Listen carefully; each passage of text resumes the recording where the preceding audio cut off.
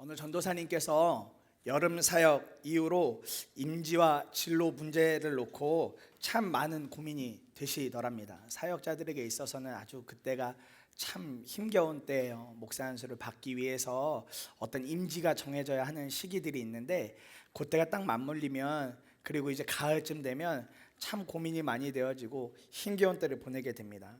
아무리 계획을 세우고 고민을 해도 이 전도사님 머리에서 아무런 답이 나오시지 않으시더래요. 왜냐하면 한 번도 걸어본 적이 없으니까요.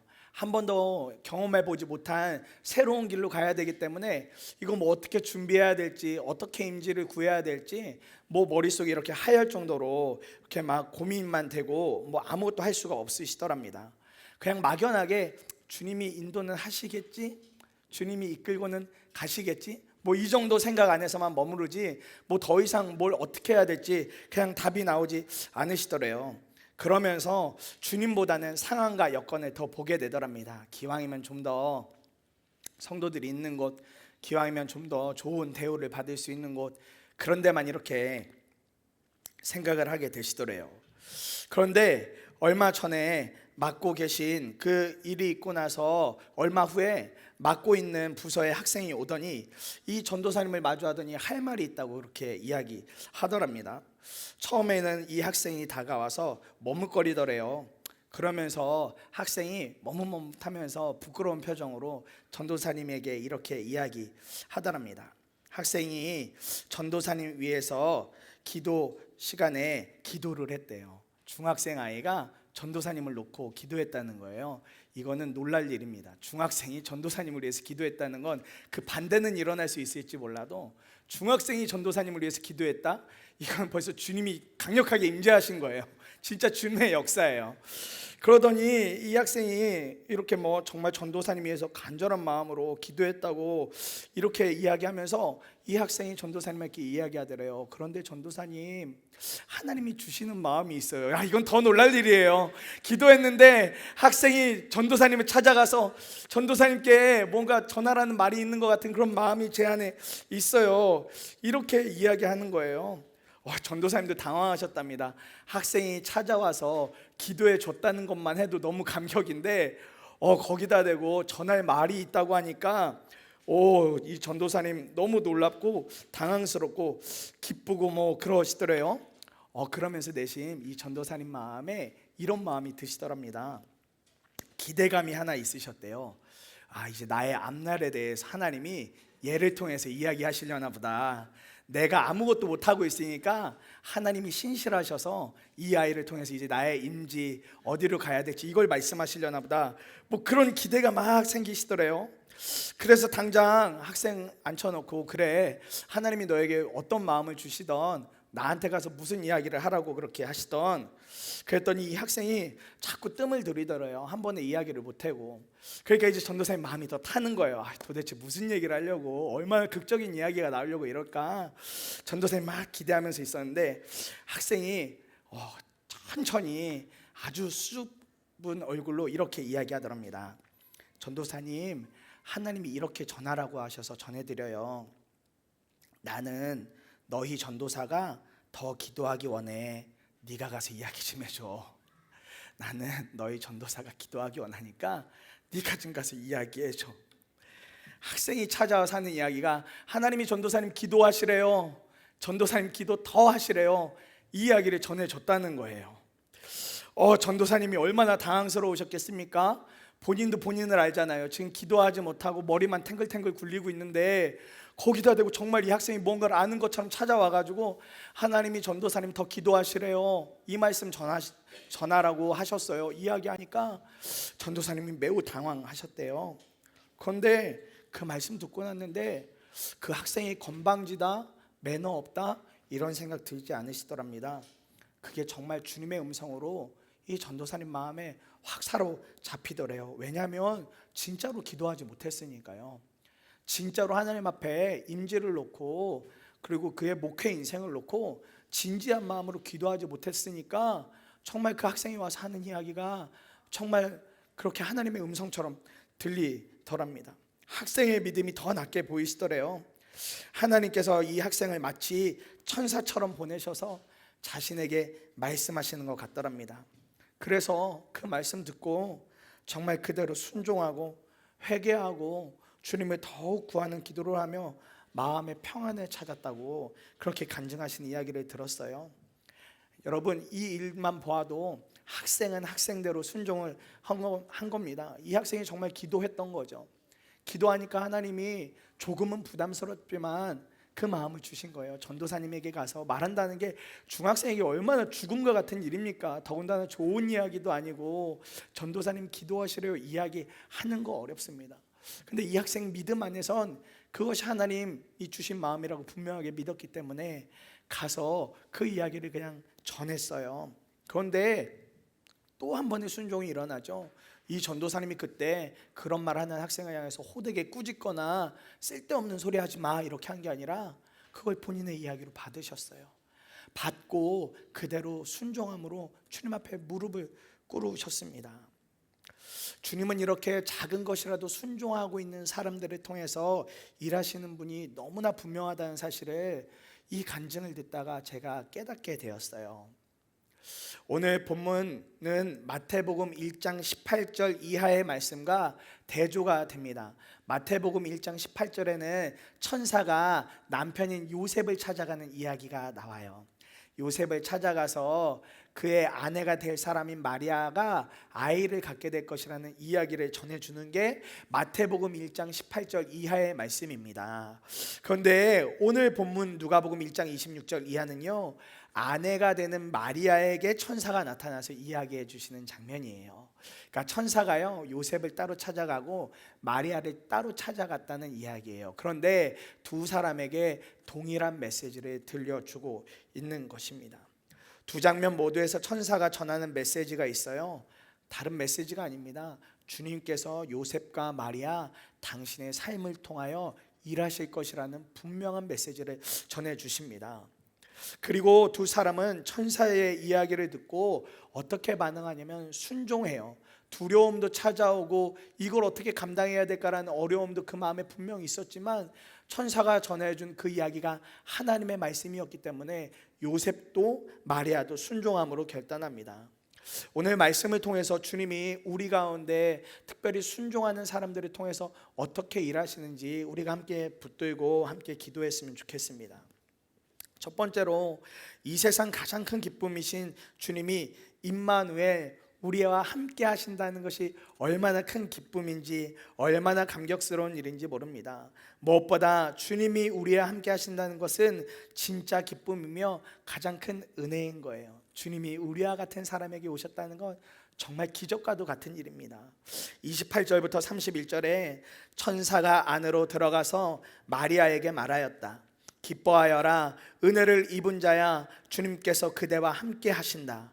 마리아는 그 말을 듣고 몹시 놀라 도대체 그 인사말이 무슨 뜻일까 하고 궁금히 여겼다.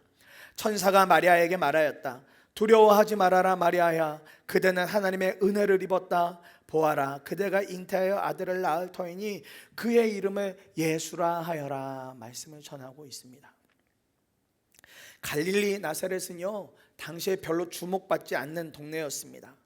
그런 동네에 주님의 천사가 보내심을 받고 그것도 마리아라는 한 여인을 만나러 갔어요. 아주 작은 지역, 보잘것없는 지역, 그 지역에 살고 있는 한 여인, 그 마리아를 주님의 천사가 가서 만나 주십니다. 그리고 이 천사가 불현듯 마리아에게 기뻐하라고 이야기하고 있는 거예요. 마리아 기뻐하세요, 기뻐하세요. 기쁨의 이유는 주님이 마리아와 함께 하는 것이라고 전하고 있습니다. 무슨 말인고 하니 마리아를 통하여 온 백성을 구원하실 예수님이 잉태될 것이라고 말씀하고 있는 거예요. 이 세상을 구원하실 분, 이 세상을 살리실 분, 그 예수님이 바로 당신의 몸을 통하여 이 땅 가운데 태어나게 되실 겁니다. 그 주님이 당신 마리아와 함께하고 있으니 기뻐하세요 이야기를 하고 있는 겁니다. 그런데 마리아에게 이 이야기는 아마도 감정적으로 기쁨보다는 충격이었을 겁니다. 갑자기 천사가 나타나는 것도 참 당황스러운 일이지만 그 천사가 하고 있는 이야기 하나하나가 다 사실 이 마리아에게는 굉장히 감정적으로는 만만치 않은 충격을 주는 이야기였습니다. 왜냐하면 약혼만 한 처녀였기 때문에 그렇습니다. 아직 결혼을 하지 않은, 아직 자녀를 가질 수 없는 그저 약혼, 요셉이라는 사람과 약혼 정도만 했던 그런 처녀였어요. 그럼에도 천사는 이 일이 좌절이나 낙심이 아니라 하나님의 은혜이니까 그냥 기뻐하라고 불현듯 이렇게 나타나서 이야기를 합니다. 기뻐하라고. 며칠 전 유기성 목사님 페이스북에 있는 컬럼을 보다가 우리가 삶을 살아가면서 재미와 기쁨을 참 많이 혼동하며 사는구나라는 것을 깨닫게 되었어요. 재미와 기쁨은 완전히 다른 것이거든요. 그런데 우리는 재미를 말하면서 거기에 기쁨이 있다라고 그렇게 여기고 있어요. 목사님이 올려놓으신 걸 잠시 읽어드리겠습니다. 힘들고 어렵다고 재미있는 것만 찾으면 안 됩니다. 아이들에게 왜 공부하지 않느냐 물으면 재미가 없어요 라고 말합니다. 직장을 그만둔 청년에게 왜 그만두었느냐고 물었더니 좀 다녀보았는데 일이 재미가 없어서요 라고 대답했습니다. 예배 시간에 떠드는 아이들에게 왜 떠드냐고 했더니 재미가 없어서요. 예배가 재미가 없어서 떠들어요 이렇게 말해요. 어떤 분에게 왜 교회를 나오지 않느냐 물으면 교회 가면 재미가 없어서, 교회 다닐 맛이 안 나고 교회 다닐 재미가 없어서 나오지 않는다 이렇게 말한다는 거예요. 사람들이 다 재미를 찾으며 다닌다는 거예요. 어린아이도 그렇고 어른들도 그렇고 오직 재미만을 찾아서 그렇게 다니고 있다는 겁니다. 그만큼 우리가 사는 형편이 많이 힘들다는 단적인 증거이기도 하죠.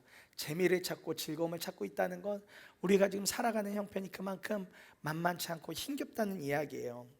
그러나 우리가 정말 눈 떠야 하는 것은 재미가 아니라 기쁨입니다.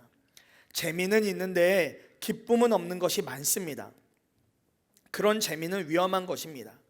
재미가 주는 기쁨은 순간뿐이고 더 깊은 우울함에 빠지고 맙니다. 지금 이런 재미에 빠져 있다면 속히 벗어나야 합니다. 너무 위험한 상태에 있음을 알아야 됩니다. 재미만 찾아다니면 얼른 거기서 빠져나와야 된다는 거예요. 거기에 우리의 신앙의 문제, 삶의 문제가 거기에 다 도사려져 있다라고 이야기하는 겁니다. 가장 위험한 상태라는 거예요. 그러면서 이렇게 글을 이어가세요. 우리에게 필요한 것은 재미가 아니라 기쁨입니다. 우리에게 필요한 것은 재미가 아니라 기쁨입니다. 그래서 24시간 주님을 바라보는 것입니다. 주님과 동행하는 삶이 재미가 없을지 모릅니다. 항상 주님을 바라보며 매일 일기를 쓰고 1시간 기도하는 것을 재미있다고 할 수는 없습니다. 이렇게 글을 남겨놓으셨어요. 우리는 이미 기쁨을 품고 있는 사람들이시죠? 기쁨이신 주님이 이미 계시는 분들이시죠? 주님이 임마누엘 하셨으니까요. 주님이 임마누엘 하신 것을 믿는다면 이보다 더 큰 기쁨이 어디에 있겠습니까? 그런데 우리는 그 기쁨을 자꾸 뒤로 밀어두고 재미를 찾아간다는 거예요. 힘겹고 어렵고 삶이 늘 같은 다람쥐 쳇바퀴 굴러가듯이 그렇게 똑같이 돌아가는 것 같으니까 자꾸 재미를 찾아가고 있다는 겁니다. 여전히 우리가 예수를 믿어도 기쁘지 못한 것은 내 안에 기쁨으로 오신 주님, 구원의 주님보다 다른 신경 써야 할 세상의 일들이 많기에 그런 것입니다. 우리가 얼마나 많은 근심을 하며 얼마나 많은 염려를 하며 살아갑니까? 하지 않아도 될 염려, 하루의 근심과 염려 중에 하지 않아도 될 염려가 70%래요 70% 정도는 하지 않아도 되는데 우리는 미리 걱정하고 미리 염려하고 그렇게 삶을 살아간다는 거예요. 그러니까 재미를 찾을 수밖에 없다는 겁니다. 아유, 내 인생에 기쁨 없네, 내 인생에 기쁨이 없어. 그런데 기쁨이 왜 없습니까? 임마누엘이신 주님이 우리 안에 계시는데요. 그분이 저와 여러분들의 인생 가운데 찾아와 주셨는데요. 그것이 가장 큰 기쁨이지 않습니까? 그런데 우리는 자꾸 기쁨 없다, 기쁨 없다 이렇게 이야기하는 거예요. 기쁨이 오셔도 그것을 그대로 받아내기 힘든 삶이 우리의 삶이라는 겁니다.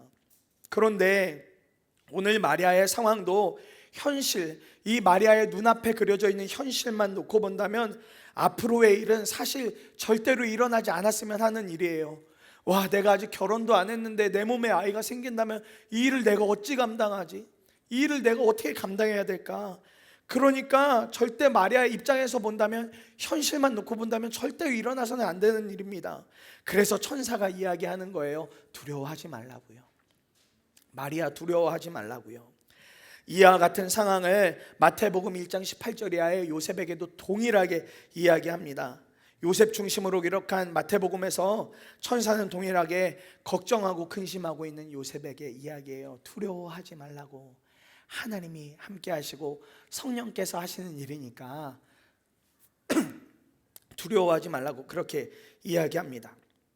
우리 삶에서 눈앞의 일들은 때론 두려움이 가득한 것뿐입니다. 내 눈으로만 보고 내 생각으로만 판단하면 늘 걱정과 두려움이 가득한 것이 우리의 인생이죠. 기뻐할 일이 하나도 없는 것 같은 때를 사는 경우가 우리의 인생 가운데 부지기수입니다. 돈이 많다고 기쁜 것도 아닙니다. 건강이 충만하다고 기쁜 것도 아니에요. 좋은 집, 좋은 차가 기쁨이 되어주는 것도 고작 며칠입니다. 명예나 명성이 우리에게 영원한 기쁨을 주지 못합니다. 몇 년 전에 올림픽에서 금메달 땄던 선수, 한국 선수에게 인터뷰했어요. 그 다음날 아침에 찾아가서 인터뷰했어요. 어제 금메달 땄으니까 얼마나 행복해요, 얼마나 즐거워요. 근데요, 뜻밖의 대답을 하더라고요.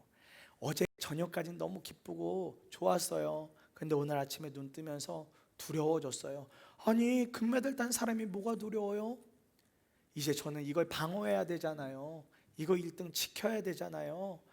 그러니까 두려워요, 어려워요. 내일부터 또 저의 삶은 없어요. 이런 이야기를 하는 거예요. 여러분, 명예나 명성이 우리에게 영원한 기쁨을 주지 못합니다.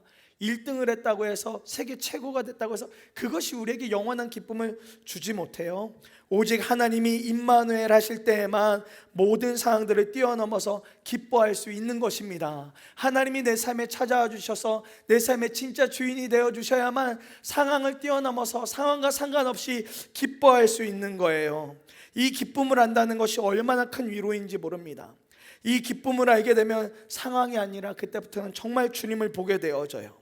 기쁨도 순종으로 받을 때 그것이 진짜 우리에게 은혜로 붙들어지는 것입니다. 기쁨도 순종으로 받을 때 정말 그것이 진짜 나의 기쁨, 나의 것이 되어지는 거예요. 참 제가 귀하고도 사랑하는 집사님 네가 계세요. 아내 되는 집사님이 어느 해인가 생일에 이런 글 하나를 올려주셨습니다. 오늘 특별한 날을 보냈습니다. 누구나 1년에 한 번씩은 맞이하고 누리는 날, 생일. 아침부터 사랑하는 친구, 동생, 언니, 오빠, 교회 식구들로부터, 그리고 생각지도 못한 분과 지체들로부터 축하 메시지를 받았습니다. 하지만 시간이 갈수록 약간 부담이 되었습니다. 보내주시는 격려와 사랑이 너무 감사했지만 내가 이걸 이렇게 받을 자격이 되나? 라는 마음이 들었기 때문입니다. 그래서 주님께 물었습니다. 주님, 너무 많은 축하를 받는데 이래도 되나요? 이런 마음이 들었습니다. 받을 자격 없는 자에게 거저 베풀어 주시는 주님의 은혜라고. 그리고 아이를 통로 삼으셔서 주님이 당신의 자녀들을 통해 내게 부어주시는 주의 사랑이고 위로라고.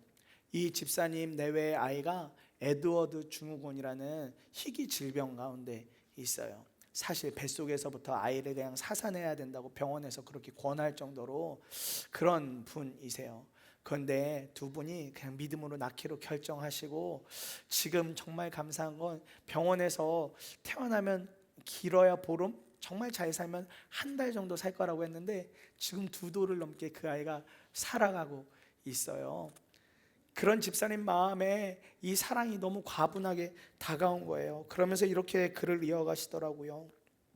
순간 마음이 너무 아려서 눈물이 났습니다. 사실 어제부터 마음이 좋지 않았습니다. 슬펐습니다. 누워만 지내는 아이에게 잠시라도 앉혀서 밖을 보여주며, 얘랑아, 저기 나무 있다? 저게 초록색이야 라고 말해주고 싶어도 고개를 제대로 가누지 못하는 아이를 얼마 앉혀주지 못하고 다시 눕혀야 하니 마음이 속상하고 아픕니다. 그래서 사실 오늘 생일을 보내야 하는 게 별로였습니다. 아이가 아픈데 생일 있다는 게 뭐람, 이게 무슨 소용인가 하는 마음이 들었습니다. 그런데 주님은 내 생각과 다른 것 같습니다. 진짜 수많은 사람들에게 축하 메시지를 받게 하시면서 이것이 날 위로하시고 사랑한다고 힘내라고 응원하시는 하나님의 방법임을 알게 하셨습니다. 받은 사랑이 너무 커서 나라는 사람이 갖고 있는 그릇의 크기에 담기가 벅차 차고 넘침을 봅니다. 받은 주의 사랑 더 풍성히 흘려보내는 자가 되게 하소서. 받은 사랑에 힘입어 아이와 다시 힘차게 주님이 허락하신 길을 걷습니다. 감사합니다 주님. 주님께 감사와 영광을 올려드립니다 하면서 글을 마무리 지으셨어요. 임마누엘인 주님이 우리 안에서 일구어가는 기쁨이세요. 상황을 보면 기뻐할 일이 전혀 없어요. 사실 아이는 여전히 누워만 있습니다. 혼자 앉을 수 없고요. 그 아이가 모든 기계 장치들을 집에서 다 달고 있어요. 산소호흡기부터 해서 아예 모든 거 체크해주는 기계, 또 30분에 한 번씩 석션을 해줘야 돼요. 가래를 뱉어낼 수 없으니까. 그러니까 엄마로서는 아예 잠을 포기해야 되는 거예요. 아예 24시간 내내 잠을 포기하고 아이를 그렇게 30분에 한 번씩 석션을 해줘야 됩니다. 그러지 않으면 아이가 잘못하면 기도가 막히거나 잘못하면 이제 그 상태에서 더 어려운 일이 생길 수도 있기 때문에요. 상황 보면 정말 생일이 별 대수롭지 않은 거죠. 상황 보면 기뻐할 게 전혀 없습니다. 그런데요, 그 집 찾아가면요, 행복이 느껴져요. 기쁨이 누려져요. 집사님 내가 기뻐하기로 그렇게 순종하고 결단하니까 그 은혜가 그 집을 찾아가고 그 집사님 내를 만나는 모든 사람들에게 이렇게 하나씩 전염이 되어지더라고요. 우리가 살아가는 현실, 내가 감당할 수 있을까? 이게 나에게 정말 합당한 일인가 싶어도 때로는 이 일의 중함이 목숨을 앞다투는 일일지라도 주님이 임마누엘 하신 것이 정말 믿어지면 거기서부터 기쁨이 터져 나오는 것입니다. 그러면 나의 상황은 기뻐할 상황이 아니어도 기쁨을 감사로 받는 순종이 되어지는 것입니다. 이 기쁨은 우리가 만들어내는 기쁨이 아니에요. 기쁨은 우리 스스로가 만들어낼 수 없습니다. 기쁨은 주님이 우리에게 선물처럼 주시는 거예요. 그게 바로 기쁨인 것입니다. 그 기쁨의 근원이 예수 그리스도, 바로 구원의 주님이신 거예요. 그분이 오늘 저와 여러분들의 마음에 찾아와 주신 겁니다.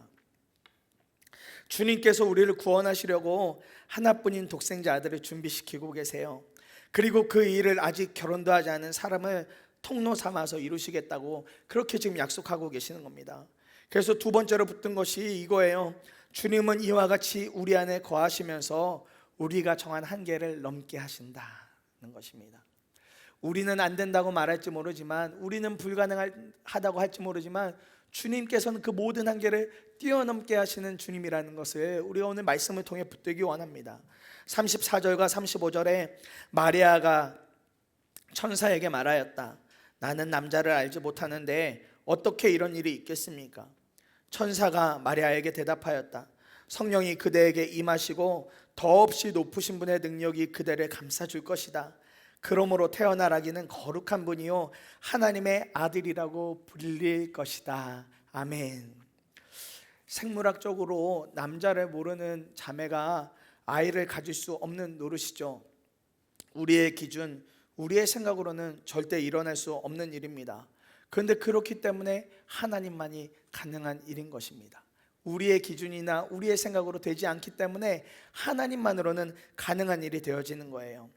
천사는 두려워하고 떨고 있는 이 마리아에게 이야기합니다. 그보다 앞서 찾아갔던 엘리사벳 이야기를 해요. 요한의 어머니 엘리사벳도 아이를 갖기 어려운 때였는데 천사가 나타나서 정말 기적적으로 그 가정 가운데 아이를 허락해 주십니다. 그리고 예수님보다 6개월 먼저 태어나게 그렇게 만들어 주시죠. 그 이야기를 해요. 그러면서 정말 이 여인에게 아이를 갖게 하신 분이 주님이라고, 그러니 두려워하지 말라고 이야기합니다. 그런데 구약에도 이런 인물이 한 명 나오죠. 우리가 잘 알고 있는 사라가 그렇지 않습니까? 사라가 아이를 낳을 수 있는 시기를 완전히 넘겼으나 하나님께서 은혜를 베풀어 주셔서 그가 이삭을 낳을 수 있도록 만들어 주십니다. 사람이 할 수 없는 일은 오직 주님만 할 수 있는 일인 거예요. 사람으로선 불가능한 일을 주님은 하실 수 있다라는 것입니다. 우리는 불가능하다고 여겨도 가능케 하시는 분이 계세요. 그분이 바로 우리 안에 계시는 주님인 것입니다. 우리로서 안 된다고 하지만 우리 안에 계시는 주님은 된다, 할 수 있다, 넘어설 수 있다, 그렇게 말씀하시는 주님이세요. 우리 안에 계시는 주님을 분명하게 바라보고 그분의 일하심을 믿게 되면 우리가 정해놓은 한계를 뛰어넘을 수 있게 되어지는 것입니다. 이것이 바로 주님만의 방법이며 주님이 우리 삶에서 역사하신다는 분명한 증거인 거예요. 한계를 넘어섰다, 내가 안 된다고 하는 일들이 이루어졌다라는 것, 그것을 경험한다는 것 자체가 주님이 우리 안에 오늘도 함께 계시다는 분명한 증거입니다. 그러면 우리 앞에 다가오는 두려움도, 안 된다고 하는 부정함도, 부정하는 이야기들도 다 뛰어넘을 수 있게 되어지는 거예요. 구약 성경 에스더서에 보면 그 에스더 4장에 아주 유명한 구절 하나가 나옵니다. 개역 개정판에 보면 이렇게 나오죠. 죽으면 죽으리이다. 죽으면 죽으리이다. 이 에스더의 강렬한 고백이 하나 나옵니다. 절체절명의 위기를 앞둔 이스라엘 백성을 살리기 위해서 그와 함께 뜻을 모으고 있던 모르드게가 에스더에게 권합니다. 에스더, 왕에게 좀 직접 나가서 지금 저 유다 백성들 어떻게 될지 모를, 다 몰살당할지도 모를 저 유다 백성들을 좀 살려달라고 그렇게 좀 이야기를 하라고, 그렇게 왕비로 가 있는 에스더에게 이렇게 사람을 보내서 이야기를 합니다. 그런데 문제는 이 시기에는 왕이 부르지 않는데 함부로 왕을 마주하러 나갔다가는 모두 사형을 처할 수 있는 법이 있었어요. 그것은 남자든 여자든 상관없이 왕이 부르지 않는데 본인 스스로가 왕의 안뜰에 들어간다? 이거는 절대 있을 수 없는 일이었습니다. 그러니까 모르드게는 급한 거예요. 에스더에게 당신이 왕에게 찾아가 달라. 사실 모르드게도 이 법을 모르는 것이 아니었습니다. 그러나 다급한 거죠. 그렇게라도 하지 않으면 정말 지금 이스라엘 백성들이 다 몰살당하게 생겼으니까 모르드게가 너무 급한 마음으로 에스더에게 그 이야기를 합니다. 근데 에스더가 했던 답변이 바로 이거예요. 모르드게, 함부로 이렇게 갔다가 죽임을 당해요. 누구도 왕이 부르지 않는데 그냥 갈 수가 없습니다. 그렇게 이야기를 해요. 그러니까 이 주저하는 에스더를 향해서 모르드게는 오히려 더 크게 다그칩니다. 지금 에스더, 당신이 왕후가 되어져 있는 것이 바로 이때를 위함인 줄 혹시 모르지 않습니까? 바로 이때 우리를 살리려고 하나님이 세워놓은 자리인지 혹시 모르지 않습니까? 그렇다면 어떻게 하겠습니까? 에스더, 당신만 살 것입니까? 그리고 이스라엘 백성들은 다 죽어도 좋습니까? 이렇게 다그쳐요. 그러니까 에스더가 결단합니다. 모르드게에게 사람을 보내면서 다 금식하십시오. 나도 금식할 테니까 다 같이 3일 동안 금식하면서 뜻을 모아달라고 이야기합니다. 이전까지의 나약함이 아니라 에스더가 이제는 마음을 굳게 먹고 이렇게 전해요. 에스더서 4장 16절에 어서 수산에 있는 유다 사람들을 한 곳에 모으시고 나를 위하여 금식하게 하십시오. 사흘 동안은 밤낮 먹지도 마시지도 말게 하십시오. 나와 내 시녀들도 그렇게 금식하겠습니다. 그렇게 하고 난 다음에는 법을 어기고서라도 내가 임금께 나아가겠습니다. 그러다가 죽으면 죽으렵니다. 그러다가 죽으면 죽으렵니다. 왕이 나를 죽으면 그냥 죽겠습니다. 이제 이 각오가 생겼어요. 이전에 나약했던 에스더는 이제 다 사라졌고 이제는 정말 사명으로 불타는 에스더로 완전히 바뀌어진 것입니다. 비록 이전까지는 연약했을지 몰라도 에스더는 이제 알았어요.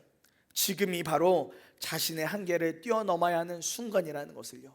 에스더의 한계는 바로 거기였습니다. 왕이 부르지 않는데 그냥 가면 죽임당할 텐데 바로 거기가 에스더의 한계였어요. 그러나 모르드게 이야기합니다. 당신만 살 것이냐고. 그때 에스더가 믿음의 눈이 완전히 열려집니다. 금식을 하겠다는 것은 이제 더 이상 내 힘으로 하지 않겠다는 거예요. 금식을 다 같이 하자는 것은 이제 우리 힘으로 하지 말자는 겁니다. 이 일의 배후에 있으신 주님께 모든 것을 다 맡기자는 것입니다. 그 바로 믿음의 표현인 거예요.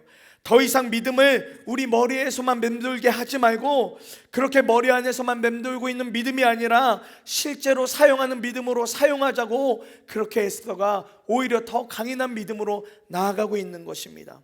모든 것을 다 거기에 집중하고 있는 것입니다. 그러니 법을 어기고서라도 왕을 만나 죽으면 죽겠다는 각오로 한계를 뛰어넘은 것입니다. 한계를 뛰어넘었죠. 우리 안에 계시는 주님을 믿음으로 말미암아 믿음을 사용해서 한계를 뛰어넘어야 합니다. 우리는 참 삶 가운데 많은 한계들을 만들어 놓고 살아가요.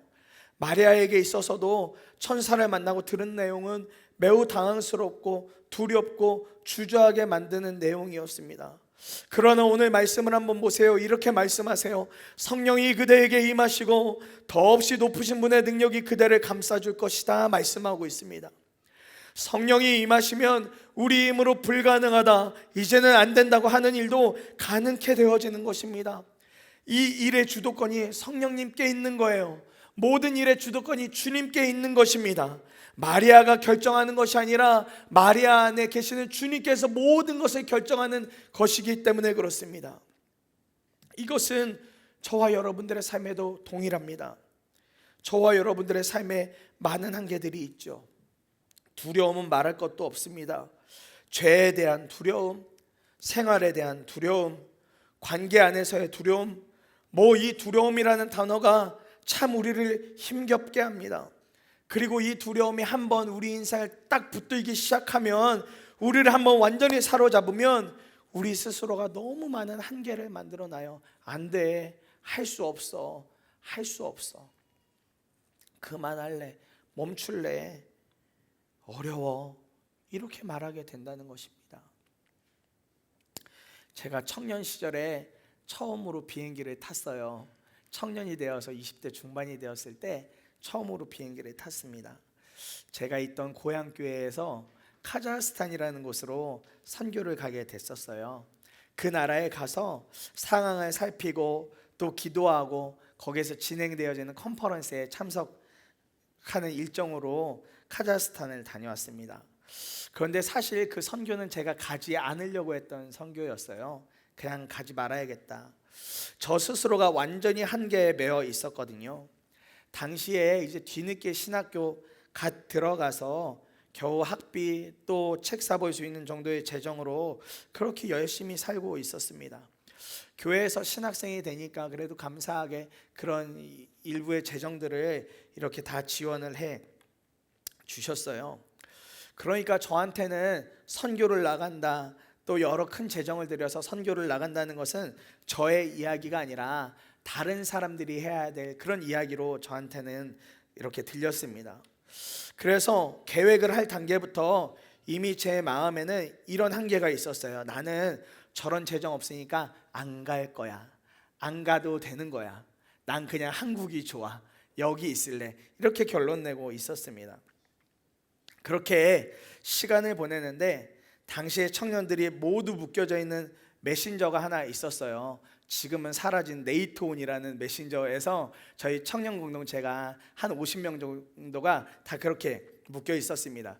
지금 웃으시는 분들은 다들 왕년에 네이트온 좀 해보신 분들이신 거죠. 거기에서 이렇게 다 같이 이제 선교 관련해서 막 이야기들을 나누고 있었어요. 근데 저는 거기 가지 않을 거니까 자꾸 변두리 이야기만 하고 별로 영양가 없는, 값어치 없는 이야기만 이렇게 툭툭 뱉고 있었습니다. 갈 게 아니니까 저한테는 별로 중요하지 않았어요. 그런데 교회 선배 한 명이 그 모두가 있는 그 메신저에서 갑자기 제 이름을 부르는 거예요. 그러더니 야 성민아, 너는 왜 선교 안 가냐? 그렇게 이야기하는 겁니다. 그래서 솔직하게 저도 이야기했죠. 난 거기까지 갈 수 있는 재정이 없다, 난 한국이 좋다, 여기 있을 거다, 그렇게 이야기를 했어요. 그런데 이 선배가 저보다 한 살 많은 누나였는데 이러는 겁니다. 지금까지 글자 하나 틀리지 않고 똑똑히 기억을 해요. 왜냐면 채팅을 해서 거기에 써준 거니까요. 이렇게 거기에 써줬어요. 그리고 제가 성향이 트리플 A형이거든요. 저에게 못되게 군 거는 이미 머리에 다 박아두고 있거든요. 그 누나가 이렇게 한 줄로 딱 썼어요. 돈 없어서 선교 못 간다고 하는 게 가장 멍청한 짓이야. 돈 없어서 선교 못 간다고 말하는 게 가장 멍청한 짓이야. 와, 이 누나가 저한테 되게 친절한 누나였거든요.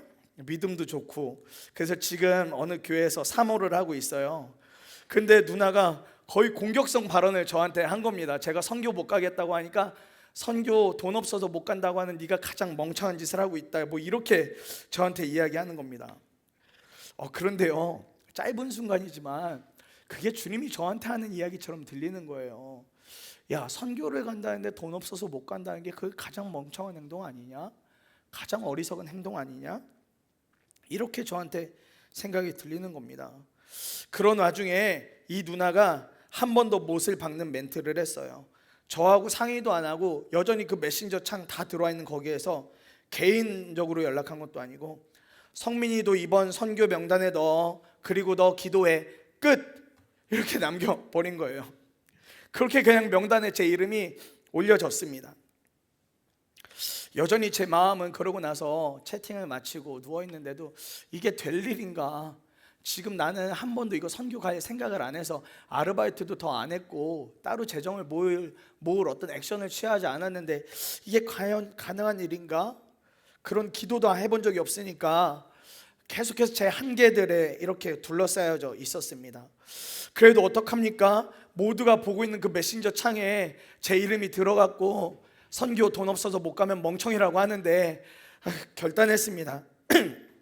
기도해보고 하나님이 보내주시면 가는 거고, 뭐 안 보내주시면 재정이 안 모아지면 그래도 기도라도 해봤으니까 그걸로 핑계 삼을 수 있겠다.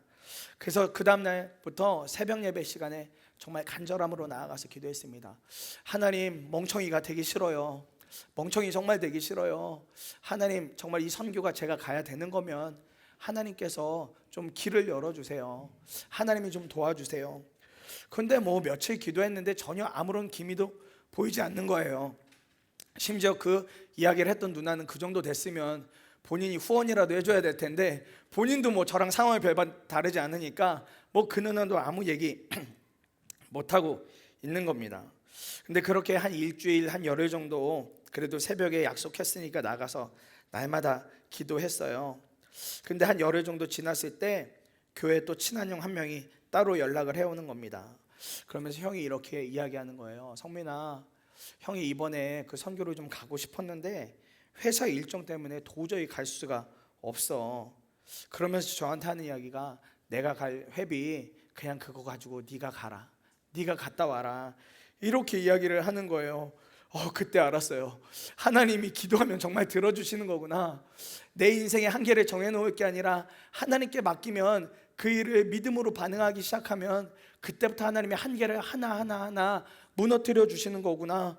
그러면서 그 해 카자흐스탄에 가서 정말 하나님께서 그 땅에서 어떤 일을 하고 계시는지 많은 것들을 보고 오게 그렇게 하나님께서 은혜를 베풀어 주셨습니다. 정말 행복하게 선교를 다녀왔었어요.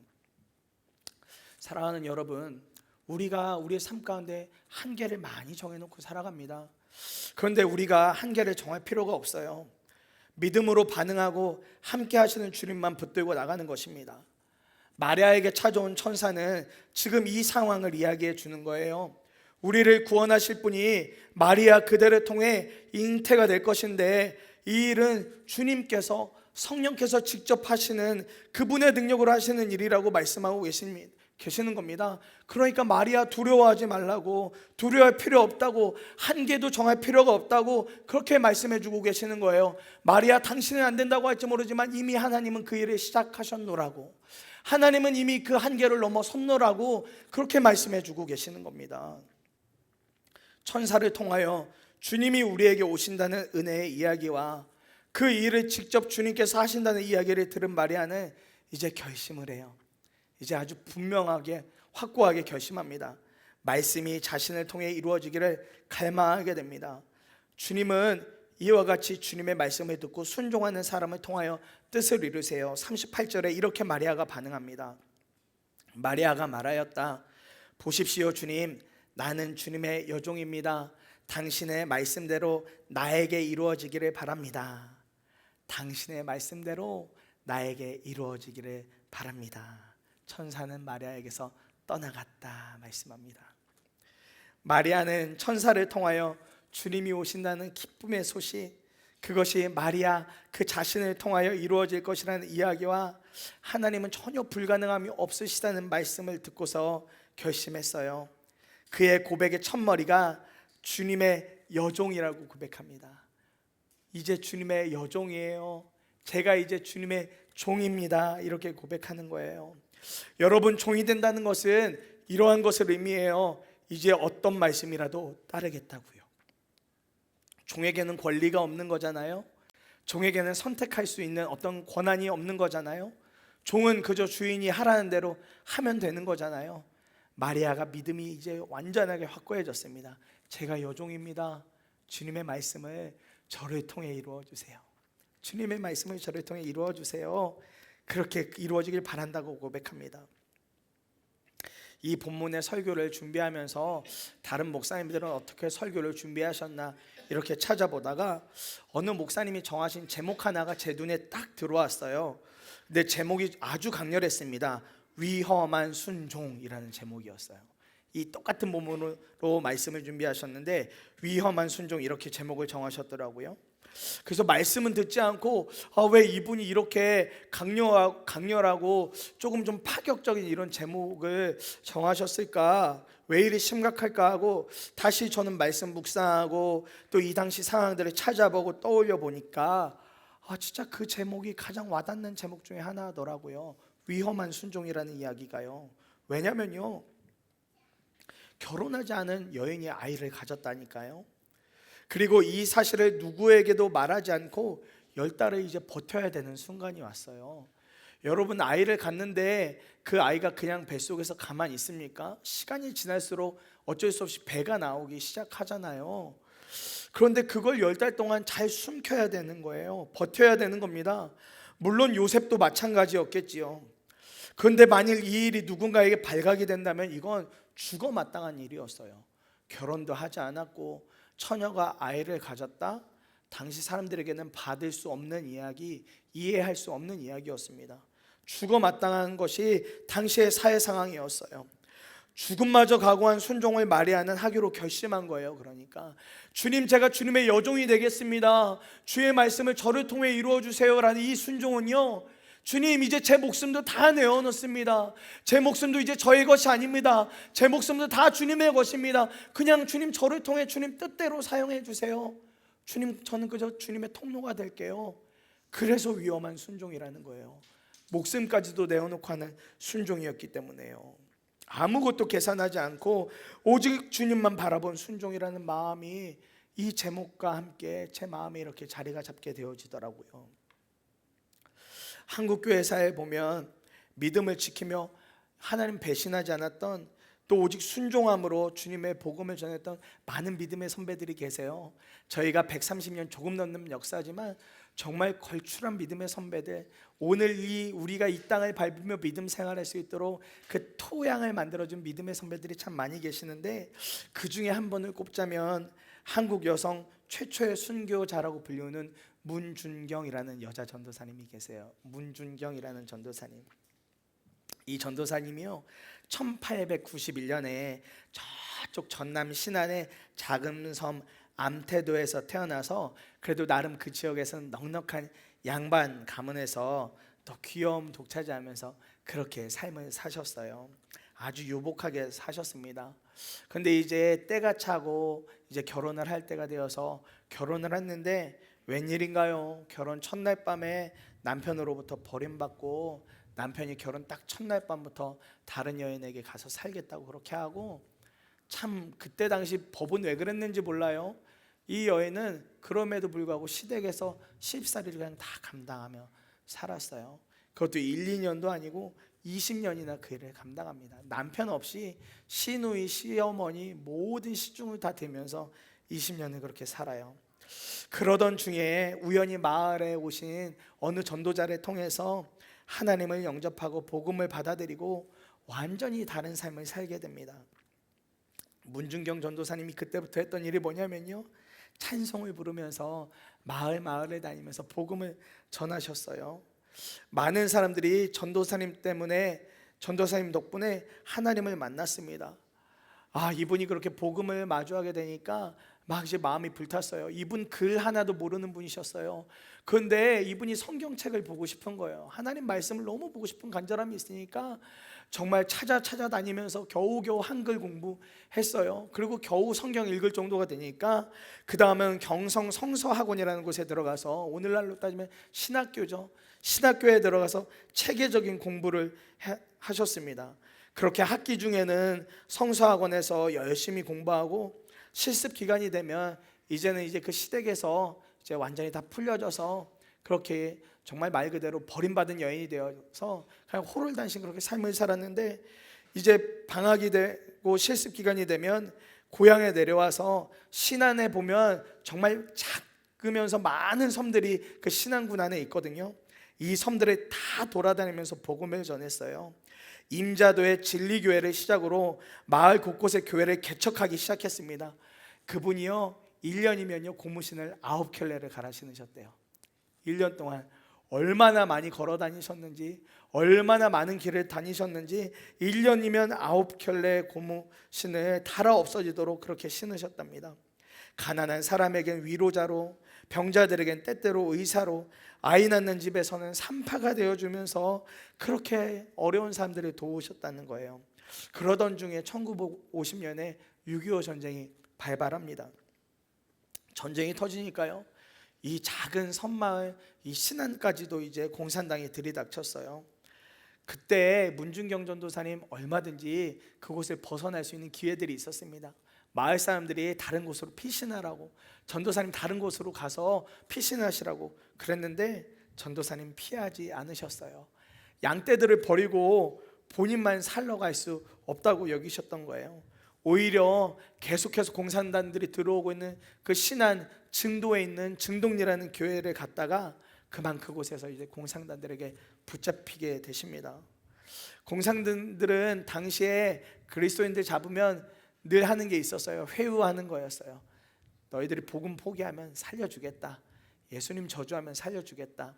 문중경 전도사님에게도 똑같이 마지막 순간 회유를 했습니다. 그가 하나님 거부하면 살려주겠다고요. 그런데 그럴 리가 없죠. 전도사님 그렇게 하지 않으셨습니다. 그 와중에 이제 전도사님 실컷 두들겨 맞으셨어요.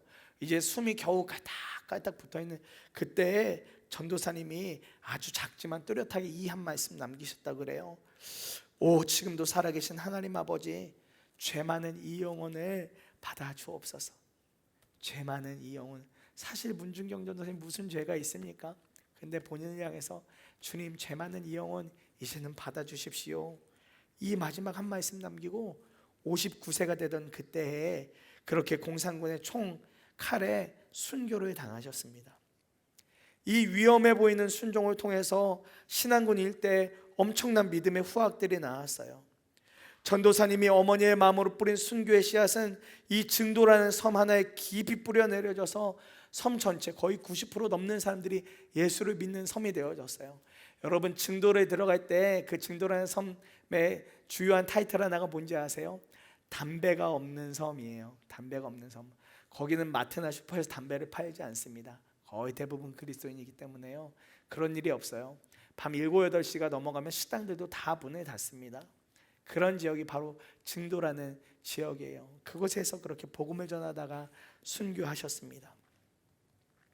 힘이 없고 가냘픈 여종이었지만 주님께 순종하기로 작정하니까 하나님은 이런 여인을 통해서 우리나라의 신앙의 뿌리가 깊어질 만한 놀라운 구원의 역사를 이루어주셨습니다. 지난 여름에 학생들하고 바로 이 지역을 다니면서 신안 증도까지 들어가지 못했지만 신안의 다른 지역에 있는 교회들을 돌아다니면서 이 믿음의 현장들을 둘러보며 정말 많은 믿음의 도전이 제 안에도 있었고 같이 갔던 선생님 아이들에게도 도전이 있었어요. 그런데요, 성경에 보니까 하나님은 순종의 사람을 통하여서 그분의 뜻을 이루어 나가시는데, 이 마리아가 했던 순종의 고백을 약 33년 후에 한 사람이 역시나 동일하게 고백하는 것을 보게 되어집니다.